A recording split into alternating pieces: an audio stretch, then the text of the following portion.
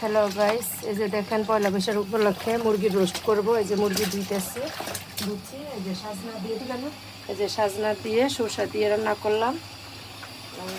এই যে ইলিশ মাছ ভাজা করব, ভাজা করলে দেখাবো কি কি করতেছি। আলুর ভর্তা ওইসব একটু খাই।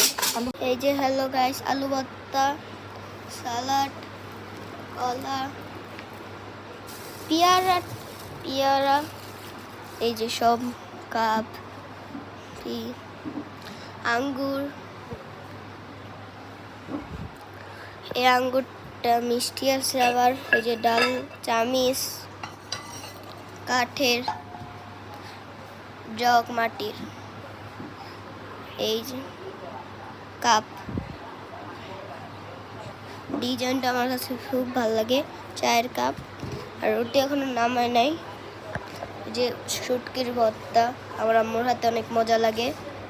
এটা কি পাশ না কি, এটা কি বলে, কি বলে? সাদা বাতাসা।